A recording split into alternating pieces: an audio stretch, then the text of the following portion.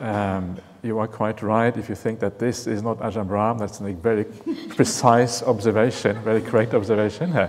Who is this? Who is this fellow sitting up there? And the reason I'm here, and my name is Ajahn Brahmali, in case you don't know that.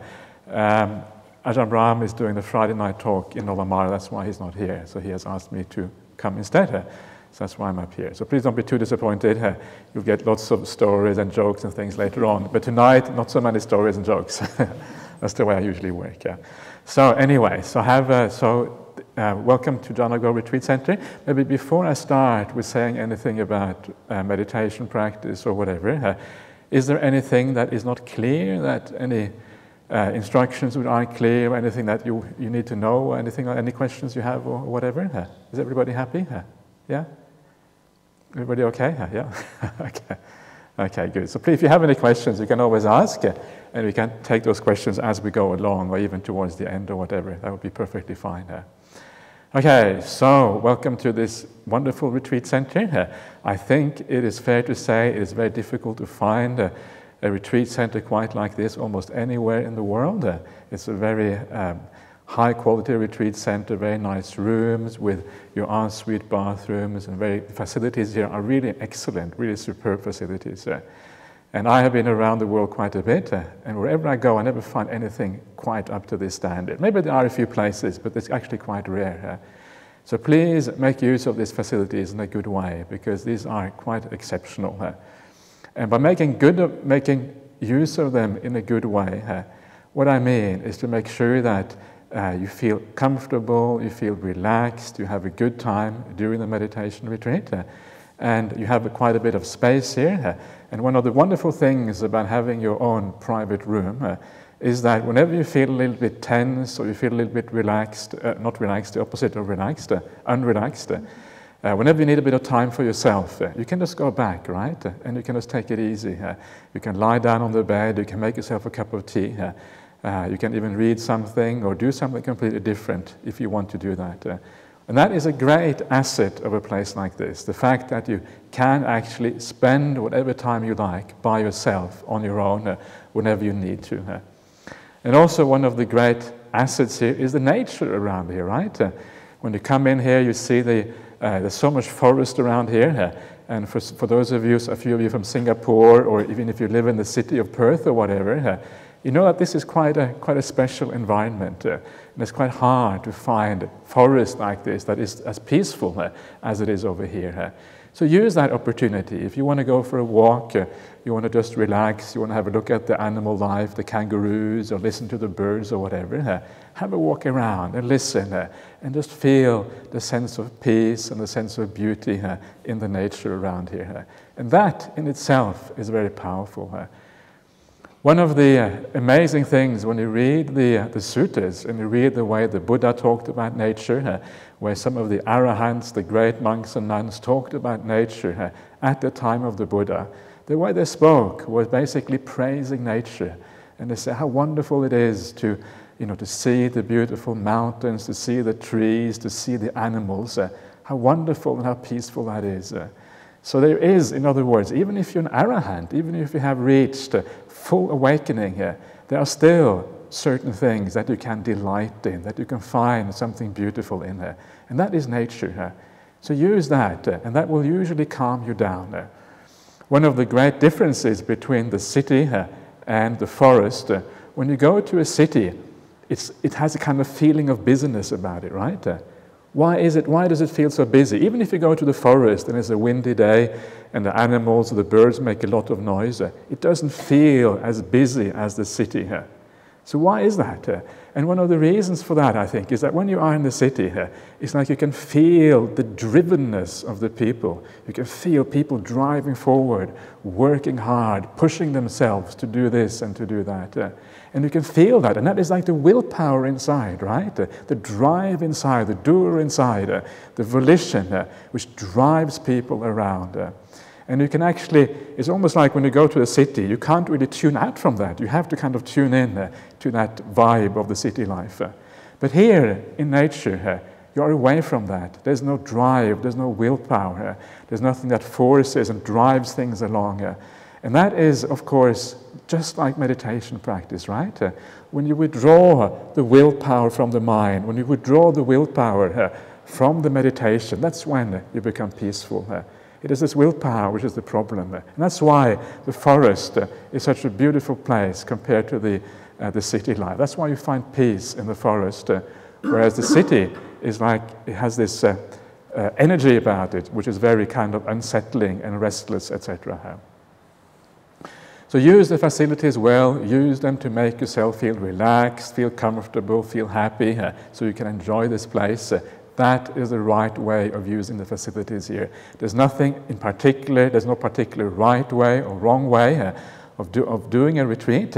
There's only, or rather, there is a particular wrong way or right way, but it's not about the routine or about what you do, it's about how you feel inside. And if you feel good inside, then you are doing the right thing. That is basically what it comes down to. So use the facilities well. Okay, so I'm going to say a few things about meditation practice, the way that I like to do it. Ajahn Brahm is obviously going to talk much more about this, but you know, here I have my chance to give my own 2 cents, so I'm going to do that anyway. One of the ways that I like to think about meditation is in terms of the middle way here. Maybe I should ask first of all, can everybody understand me okay? Is it clear here? Yeah, okay. I have a little bit of an accent, and some people think, oh, what is this strange accent I'm hearing here? And they get completely confused when they hear this accent. Okay, so good, you can hear me, that's great. So, and of course, one of the fundamental teachings of the Buddha is the idea of the middle way, right, between the 2 extremes. And this idea of the middle way is a very useful way of thinking about meditation practice itself. And to start with, the very first thing about meditation practice is what to do with the body, right? So the middle way, according to Buddhism, is neither to have too much pain in the body on the one hand, nor to indulge the body on the other hand. And this is the middle way here. So when you sit in meditation, and I know that most of you here who are like disciples of Ajahn Brahm already, you're not likely to kind of have too much pain, because Ajahn Brahm says, don't have any pain, just relax, have a good time. But even then, even though you know those instructions so well, still there is a tendency, I think it's part of just human nature or whatever, there's a tendency to go in that direction whereby we actually sit or walk or do things without feeling comfortable and relaxed enough.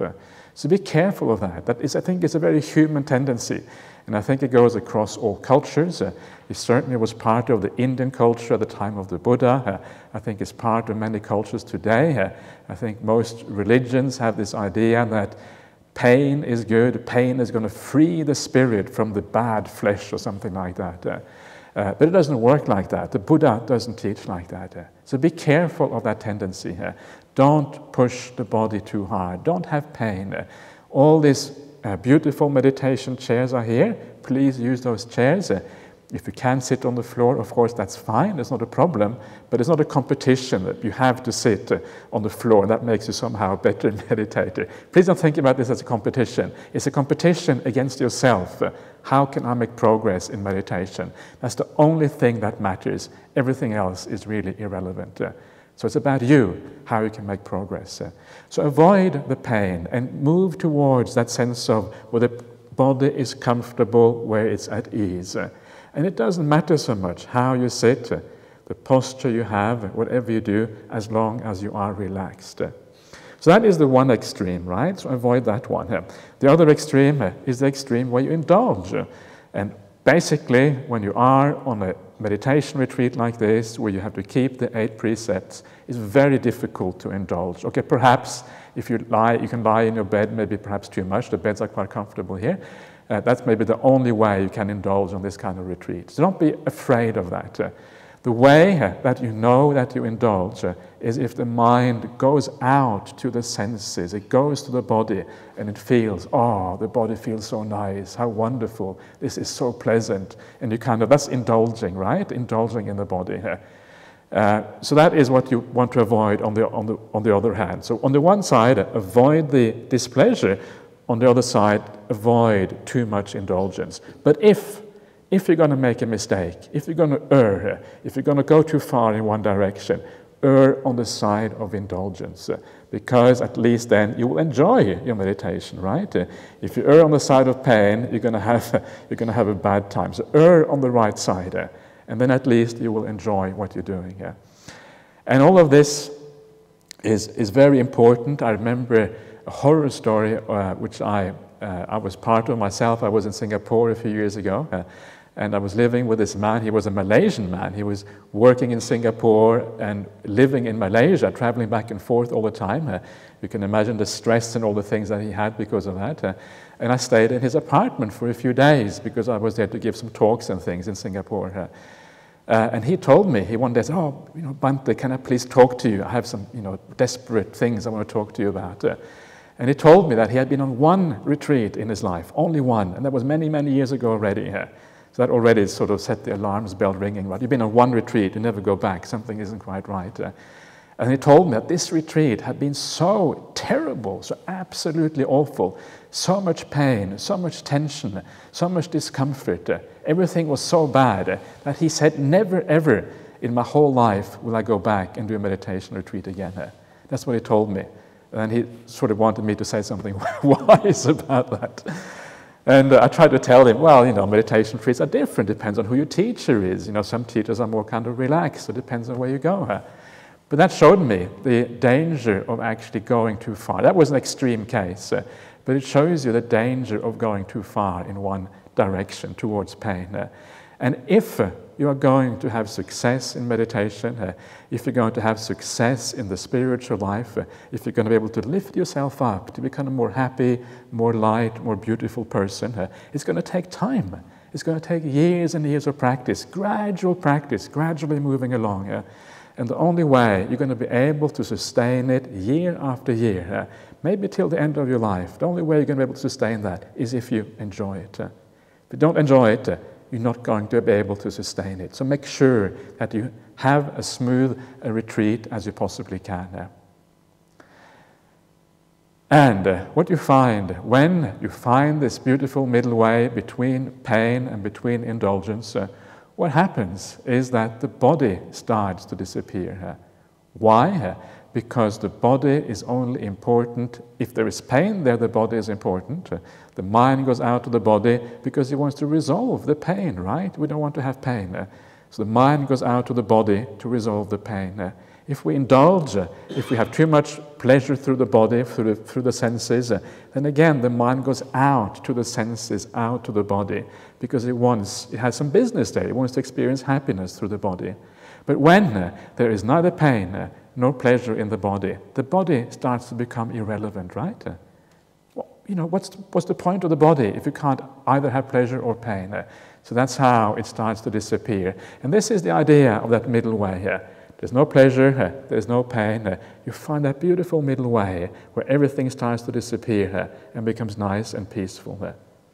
So this is how to deal with the body in meditation. The body doesn't really have any place in meditation. The body is just usually a nuisance, it's a hindrance, so you want to get rid of it as fast as possible. And the way to do that is just to allow it to disappear in this way by finding the middle way. So this is one way of looking at the middle way. Another way of understanding the middle way is to look at it from a mental point of view. All the things that are happening in our minds, and two of the extreme qualities, you can call them, in the mind is, on the one hand, is tiredness. On the other hand is restlessness, right? Tiredness and restlessness are a problem in meditation practice. And these are two extremes again, and we try to find the way in between these things. So why is it that the mind is restless? Why is it tired? And this is important to understand. It is restless and tired for many reasons, but one of the reasons is because, and this is again one of those big dangers in meditation practice, is using too much force in your meditation. And to understand what is going on and why this doesn't work, remember what it's like in ordinary life when you concentrate yourself. What happens when you use concentration in ordinary life, right? You go to the job, you're writing something, and because perhaps you don't like what you're writing, it's a report you have to do, something that isn't really all that interesting, what do you have to do? You have to force yourself, right? You have to force your attention onto what you're doing. Or you are reading something, again, perhaps in a work-related context, and you read, it's not really all that exciting. It's one of those things that you have to read to get through. And how are you able to read something that you don't really enjoy? The answer is you have to use a certain force, right? You have to force your attention onto the object. And of course, you know what it's like. If you had a long day and you had to force your attention onto what you're doing all the time, when you get back home in the evening, how do you feel? You feel tired, right? You feel exhausted. And that is precisely because of all the force you have been using throughout the day. That's the reason for the tiredness. Or perhaps you feel restless if you have been kind of using a lot of force. Sometimes you have been doing things all the time. You may also feel restless as well. That's another end result sometimes, they're using too much force. So the answer then, and this is, again, is very simple but very profound, is that when you meditate, you do not want to use the sort of concentration that you have to use at work or you have to use anywhere else to fulfill a particular task. That is the wrong kind of concentration. The force of the mind which brings the mind onto the object. So what you have to do instead, you have to withdraw that force. You have to just allow it to die down. And you have to find another way of applying your attention to the object. And that other way is to find something beautiful in that object. If you find something beautiful in the object, what happens? Your attention is naturally drawn to the object. If there's something wonderful about the breath, if the breath is really beautiful, you will stay with it, right? Because the mind wants to be there, because it's nice to be there. So this is the difference between the concentration of the world and the one-pointedness of mind, or the concentration that we're trying to achieve in meditation. One is a forced concentration. The other one is a natural concentration that happens because it's nice, it's beautiful, you want to be here. And then it's so easy to meditate, right? You're just here. You don't have to do anything at all. There's a natural hold on your meditation object, whatever it is, because it is so nice to be there. That is the way to move forward in the meditation practice. And that's how you find, again, this middle way between restlessness on the one hand and tiredness on the other. So sometimes you just have to wait. And as the time goes by on this retreat, you will find that, the old habits from lay life, the restlessness, the tiredness, whatever, will die away, and then the mind kind of comes forth and becomes naturally bright. And one of the jobs of somebody like Ajahn Brahm is to make sure that you have a good time, right? So he will kind of lift your spirits up, and then you will feel happy and glad, and you will meditate, and you will get that inspiration from just being here and listening to some of his talks. That is one of the things of the jobs of the teacher, is to make you feel inspired and happy while you're on this retreat. So that is another way of looking at the middle way. There is a third way of looking at the middle way, and this is to find the middle between ill will and desire. And one of the things that you will find on a retreat like this, it is very easy for these kind of defilements to come up in the mind. You've got 9 days for yourself, 9 days which are very different from the life you normally have, right? This is a very different situation. You're not going to talk very much. Suddenly everything changes, and it's very easy for these defilements from life from ordinary life to come back during this particular 9-day retreat. And to avoid that, one of the ways to avoid particularly the ill will and the irritation to come up is you will find that when you live so close with so many people, even though you have your separate rooms or whatever, it is still fairly close, right? You will be in a meditation hall together, you will often eat together and all these kind of things. So because of that, it's very easy to sometimes get irritated by the people around you. It's just human, right? You don't have to feel bad about being irritated by others. It happens to everybody now and again. So to avoid that, and this is one of the things I would recommend you to do on this meditation retreat, remember how fortunate you are to be with such a wonderful group of people around you. Isn't it amazing? Here is 60 people dedicated just to meditation practice, just to kindness, just to developing the mind. All of you here are people who keep precepts, who try to do something good in life to develop your spiritual inner being. Isn't that a wonderful thing to be with people like this?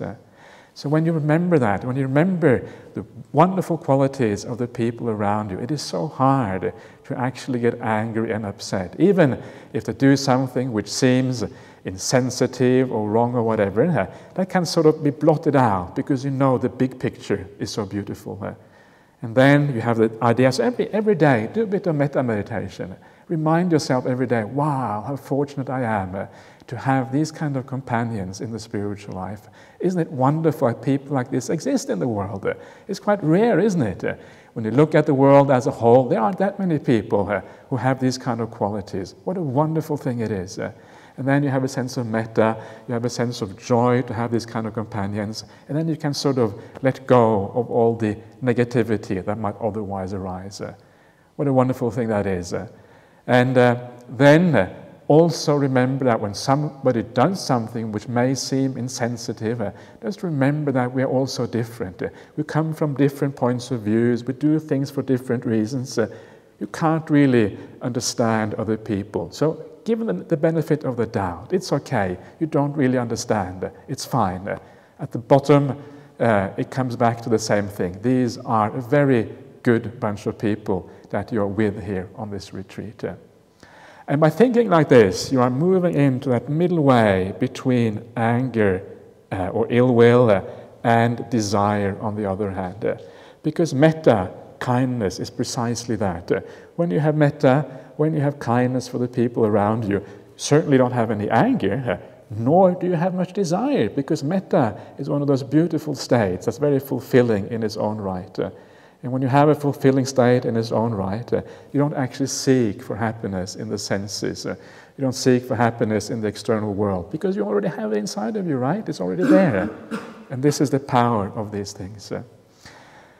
So these are some of the ways. And again, by finding that spiritual happiness, you can find it through metta, you can find it by doing various kind of recollections, recollection of your own good conduct, recollection of the Buddha and the Dhamma, these kind of things. And all of these things give rise to that spiritual joy, the spiritual happiness. And that spiritual happiness, that is the middle way. That is the way which goes between these things. And that takes you along on the meditation path. So those are some of the hints, just very simple hints for how to make this meditation retreat work. Maybe I'll talk a little bit about the 8 precepts next, because you probably all. Is anybody who doesn't know the 8 precepts here? I'm sure you probably all know the 8 precepts already, right? Yeah, okay. You probably told before, perhaps even. But I want to talk about the 8 precepts a bit anyway, because these can be looked at from many different angles. And again, if you look at these precepts from the right angle, they become very supportive in your meditation practice. So the first precept, we all know, is that we shouldn't kill any beings, right? So that is like the negative side of the precept. And that is one thing already. Shouldn't kill any living beings. That already takes away a lot of suffering that you would otherwise have. But it's important to remember that one of the things about Buddhism, there's always 2 sides to things. And in this case, the one side of the issue is that we shouldn't do the bad things. And that takes away the remorse and the regret. But there's also the other side of these precepts, and that is we should actually do the positive things, right? It's not just about not doing the bad, it's about doing the good, doing good things. And it's actually the doing the good that often gives rise to happiness. And so you will find that one of the things you can do on this retreat to give rise to happiness is sometimes just to sit back. And because all of you are here, or many of you anyway, have been practicing Buddhism for a long time and been doing the right thing for a long time, sometimes you can just sit back and you can kind of allow your memory to go into the past and ask yourself, allow the memory to bring up any kind of good actions you've done in the past, any kind of kindness to other beings, any kind of help, whatever you have done towards other beings. And then if you are in a good mood, you're having a good day, and you just allow your own memory to go back by itself Don't use too much force, because if you use force, you will find that that is not a natural thing. Just allow the mind to go by itself. The mind will naturally, when it is in a good state, it will naturally go back to those nice things from the past. Because there's like an attraction there, you know. Happy state is attracted to other happy states. It's a natural thing. So allow that to happen, and you will see that many of the good things that you have done in the past will actually arise during this meditation retreat. You're doing something good, you're doing something wholesome, and that will bring up other wholesome things. That will reinforce the meditation. Everything comes together and becomes very beautiful. But don't just rely on things from the past. Also, if you have a chance, do nice things now during the retreat. And the reason for that is because the things that you have done the most recently are likely to be the things that are most easy to remember in the mind, right? So if you can do something nice during this retreat, show some courtesy to somebody, help a little insect, do whatever it is, and you sit down and meditate afterwards. If you do that from a pure heart, you will find it's very powerful. I know for myself, sometimes I have done the most insignificant little acts of kindness, things which I thought at the time were completely absolutely nothing, like helping an insect out of the water, right? It was about to die. You help it out. Feeding the kangaroos around my little hut in the forest. Things like that. And you do them. And later on, they come back to you. And you feel so happy about that. And you feel happy because you did it purely, completely selflessly. There was no obligation for you to do these things. You did it simply out of compassion for that being. And that is the kind of act that becomes very powerful. So these little things come back and they pay massive interest after you do them. And of course, the great benefit is that if you do this on a retreat like this, and you see how powerful it is, then when later on you go back again to your ordinary life and you understand the power of these things, then you put them into practice even more, right? Put them into practice even more. When you come back on the retreat next year, it's even more powerful, and it builds up and it builds up like an avalanche and becomes really, really strong. So this is, these are wonderful things to do. So remember, precept keeping is not just about not doing the bad. It's about doing the good, about doing beautiful things. And this gives so much power in the meditation practice. And then there is, of course, the second precept about not stealing. That's easy enough to understand. The opposite of not stealing is to be generous, right? Be generous. It's very similar to being kind. And I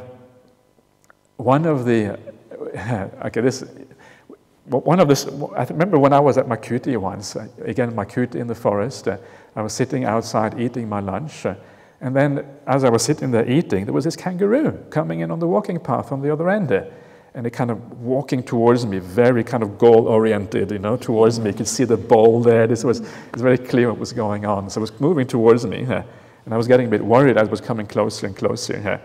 And then eventually it got all the way up to me, and then it kind of tilts its little head, and it looks into my bowl.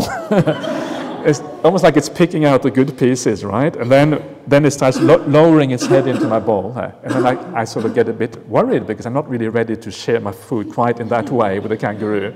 So I put my hands over the bowl, right? And then the amazing thing, when I do that, the kangaroo takes its little legs, puts them on my hand, and tries to pull them apart. It's true. This is what happened to me. At that point, I thought, okay, this is too much. This is going too far here. So I get up and I sort of push the kangaroo out of the way here.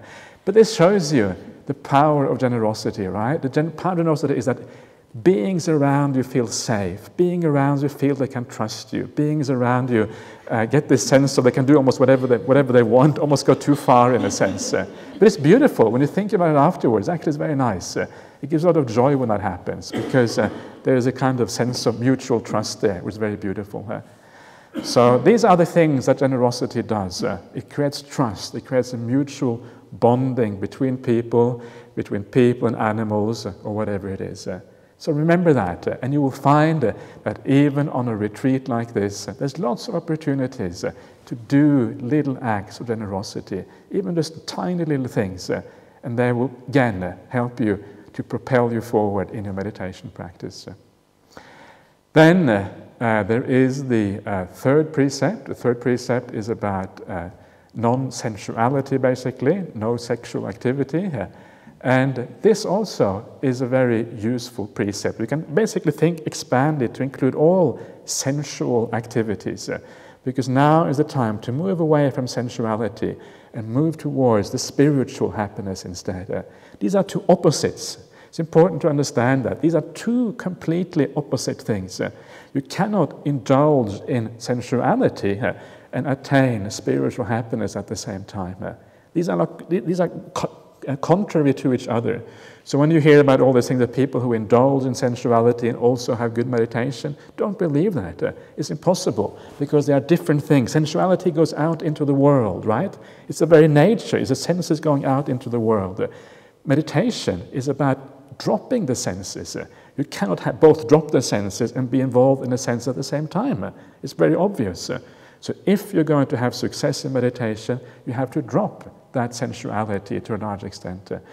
And there is a very nice sutta in the Anguttara Nikaya, and this is the Lady Visakha. I'm sure you've heard of the Lady Visakha, who was the Buddha's foremost lay disciple.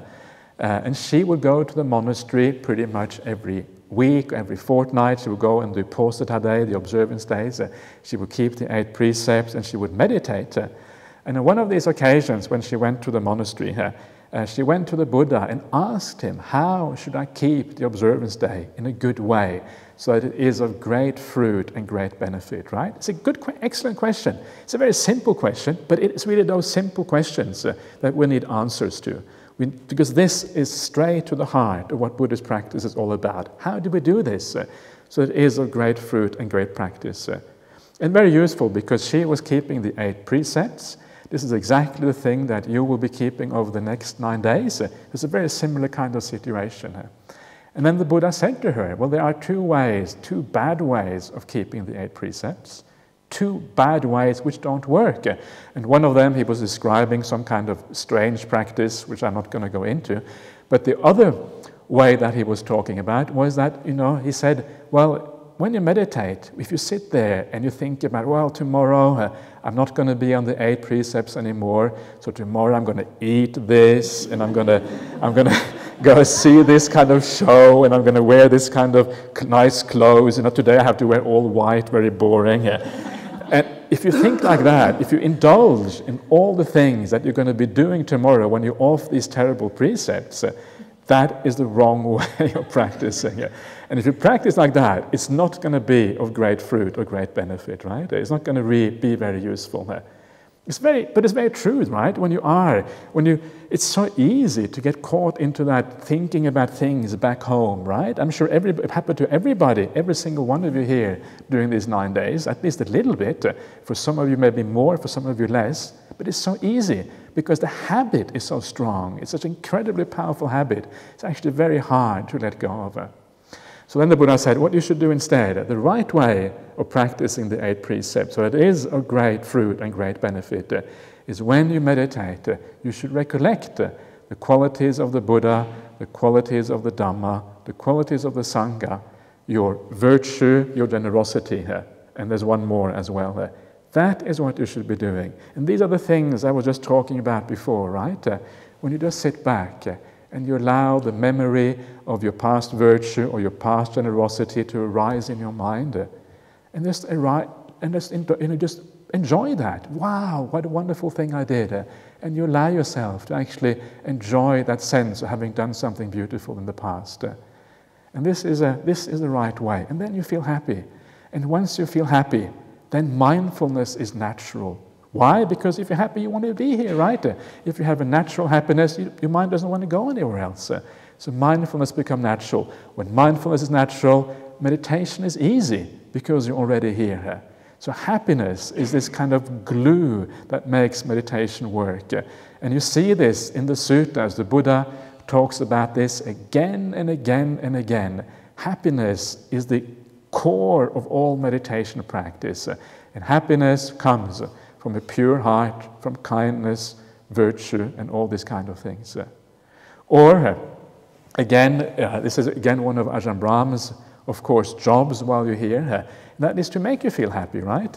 And this is what Ajahn Brahm is very good at. He will inspire you, he will keep you happy, and he will tell some nice stories, and then afterwards you feel really glad, you feel really light, and you had a good laugh or whatever, and you feel very good. And then you can meditate, right? And you can feel a sense of happiness already. And then you can allow your mind to go to all these positive things, and things will kind of work well for you. So allow yourself to be inspired. Don't be afraid of inspiration. Inspiration is one of these important things on the Buddhist path. When you listen to Ajahn Brahm, it's a bit like being inspired by the Sangha, right? When you're with Ajahn Brahm, it feels very good, right? When I listen to Ajahn Brahm talks, I almost always feel inspired. There's something very real about them, something very profound, something very, wow, this is it, you get this feeling, you're hearing the real Dhamma. At least that's the feeling I have. I hear the real Dhamma when I listen to Ajahn Brahm. So I feel inspired, and then afterwards, meditation works well. So this, again, the middle way, the true kind of happiness, getting away from sensuality, finding happiness in the right kind of things. This is what it really is, the essence of meditation practice. Then you have the fourth precept, which is about not lying.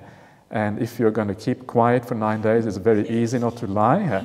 So that is, it's not a major issue. But one of the things that people sometimes find is that it's actually quite hard to be quiet for 9 days. Sometimes they feel it's oppressive, and they feel they have to talk, right? And be careful of that. Be careful you don't feel oppressed by the quietness. Enjoy the quietness. Enjoy the peace. Don't allow yourself to be oppressed. If you feel really badly oppressed, then take a friend, go for a walk in the forest and have a chat. That is always much better rather than feeling negative and really having a hard time. So if it's too difficult, it's always good to do that which relieves the difficulty and don't just persist in having a difficult time. But one very nice way of thinking about peace, of course, the first thing is just to enjoy the peace of being quiet, right? If you can enjoy that peace, that's already very beautiful already here.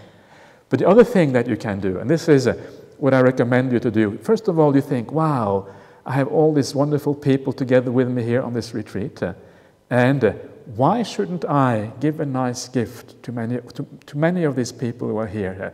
There's always, in a group like this, there's all kind of meditators, some who are very good, who will get some very nice meditation during these 9 days. I can guarantee that there are some people here who have very nice meditation. And then there are others who will struggle. And this is humanity, right? We are all on different areas on this path, and that's perfectly okay. But think of that. Think that there are many people around you who have the potential for very deep and beautiful meditation. So give them that gift. I will give you the gift of silence. Please, this is my gift to you.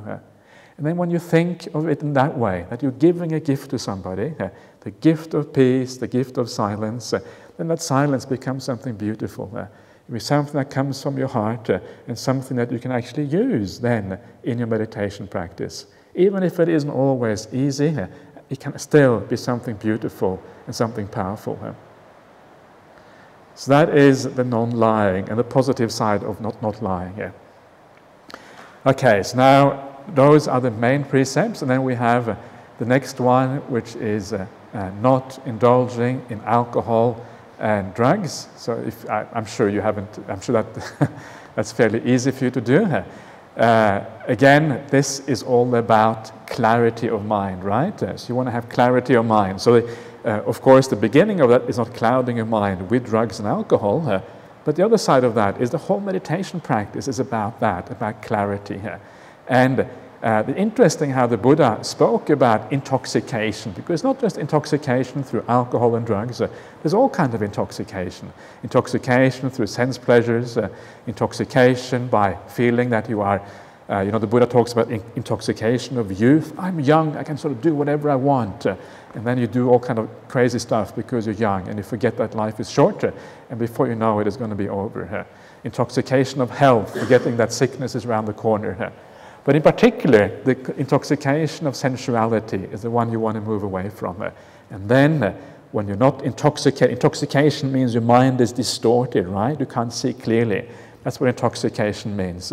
And when you have sensual desires, your mind is basically distorted. You can't see clearly. So you want to get away from that intoxication. And that's when clarity arises. And you will see this in the mind over a retreat like this. It will go up and down. And you will sometimes have clear moments, and sometimes you will have moments when you're utterly confused, and then you might get clear again, right? This is life. Life kind of goes in this kind of cycles. And just notice the beauty of clarity. When you're clear, it's like, wow, now I understand. Now I can see. Now I know what's going on. Now everything suddenly makes sense. When you're confused, nothing makes sense. You have no idea what's going on. And one thing I often say to people, if you're ever going to make a decision in life about anything, never make it if your mind is clouded by anything. If you're angry, if you have desires, if you're confused, there's always the wrong time to make a decision. Make a decision when the mind is clear. That is the right time. I know that from my own time in the monastery, sometimes, I lived in Bodhinyana Monastery for almost 20 years now, and sometimes I sort of feel, I've had enough of Bodhinyana Monastery. I'd like to go somewhere else. But then I ask myself, why do I want to go somewhere else? What is the reason? Let me wait till I really have clarity of mind. And when I'm clear, no, I'm very happy here. This is the place I should stay. It's going in the right way. It is improving. Things are getting better. So this is where I should stay here. Okay, then there is the precept of not eating at the wrong time. And then there is the precept at the end about not using luxurious and large beds. And these are precepts of restraint, so they hold you back a little bit. And that is one of the things also that you learn through meditation practice. There's some degree of restraint, right? You learn how to hold back. You learn how to look at things in a different way so the mind doesn't go out into the world. Restraint is not so much about willpower. In fact, it shouldn't really be willpower at all. It's about, as Ajahn Brahm says, wisdom power, right? You use your wisdom to look at things in a new way. And you are forced to do that to some extent when you can't have any food in the evening.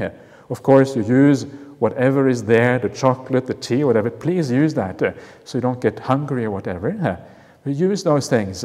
But then you also can't have your ordinary meal. And for some of you, that will be difficult, right? The evening comes and you will feel hungry because you're so used to it. It's very easy for me. I've been a monk for 20 years. When I see food in the evening, it's no big deal. But for most of you who are used to eating in the evening, it can be quite hard. So that is the time when you actually learn something about yourself. How can I restrain myself in a natural way so that this doesn't become a problem for me? And you learn how to look at things in a new way. You ask yourself, well, okay, so all of these cravings that I have, you can see the craving in your mind, and you can see how disturbing it is, how problematic it is, and you know that it is not going to lead to anything good. And then you ask yourself whether you can turn your mind in a different direction towards some other kind of happiness. And in this way, you learn about yourself. And this is one of the great opportunities that you have on a retreat like this, is to actually to learn about yourself, to learn about your problems, your defilements, your upsets, your angers, your desires, all these kind of things. And you will see this in yourself during this retreat, and you will see it with more clarity than you usually have in daily life. And this is incredibly useful because you will then know where your problems are. You know what you have to deal with. You know, this person really irritates me. Okay, how can I learn to look at this person in a new way? What are the good qualities in this person? How can I forgive them? How can I understand this person in such a way that I don't feel irritation anymore? These are the desires that hinder me in life. And why do I have these desires? And the reason is because you see something beautiful there. Is it really that beautiful as you think? And when you start to understand, this is what you will see again, that it hinders your meditation. It takes you away from true peace and happiness. It will then decrease your desire in those areas. But most important is to understand the ill will, because that is the biggest problem for most people, and it's the biggest spiritual hindrance on this path. So that is a little bit about restraint, about not eating at the wrong time and not sleeping in high and luxurious beds. And the last one, the very last of the precepts, is the precept about not adorning oneself, wearing makeup, living a very simple life while you're here. And this is a great thing, isn't it? I mean, we spend so much of our life trying to look right, combing our hair, using makeup, dressing in the right way. It goes for both genders, right? We're so concerned about appearances, about what everything is like, what other people think, all these things. This is your chance to relax all that, not worry about these things, and just feel that how nice it is not to worry about things at all. You can look exactly what you like. You can look scruffy and tired. You can wear what you like. You don't care 1 inch, not care at all what other people around you think. What a wonderful thing that is. You don't have to live up to any standard. You don't have to live up to anything at all. So let's enjoy that. Don't have to smile to anybody if you don't want to smile. Don't have to do anything. Just relax. Wow, how wonderful that is. And it's also, not only is it nice to be able to relax in that way, not having to live up to any standards, but it's also very nice because it takes away so much of the sense of self, right? When you look at yourself in the mirror and you think, do I look right? Is it up to the standards that I think I should be? And some days you are kind of, you don't feel you look the way you should. Other days you're kind of happy about it. It's a terrible thing because there's so much sense of self in there, so much identification with the body and who you are. And by not worrying about that, so don't look at yourself too much in the mirror while you're here. Forget about the mirror. Use it to brush your teeth or shave or whatever you have to do, but don't look at yourself in the mirror. There's something very compulsive about mirrors. If it's that you have to sort of look, don't do that. Don't act on that compulsion. Allow the mirrors to be here. And very interesting, in the monastic code for monks and nuns, there's actually a rule that you're not supposed to look at yourself in a mirror, except if you are doing something that is useful, like shaving or something like that. You shouldn't look at yourself in the mirror. And it has the same kind of feeling, right? Not to create a sense of self. And the more you forget about that, it's a sense of freedom. You're forgetting about yourself. You lose your kind of self-consciousness. You forget about who you are, and the sense of self starts to decline. And this also is one of the great necessities for actually getting deep meditation. Wow, sense of self disappearing. And this is the sort of thing that, of course, Ajahn Brahm will be talking a lot about during this retreat. So that is just another way of looking at those precepts, a way which may be able to kind of push you along a little bit in your meditation practice.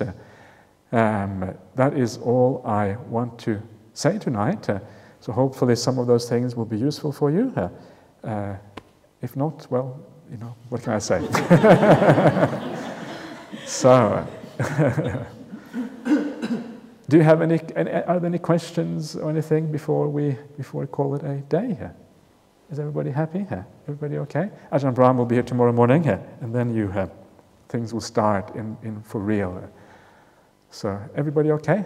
Yeah? Good. Okay, so I wish you all a nice retreat, have a good time, enjoy yourself, and then you will be practicing for a long time in the future, and your whole life will become a blessing, both for yourself and also for other people around you.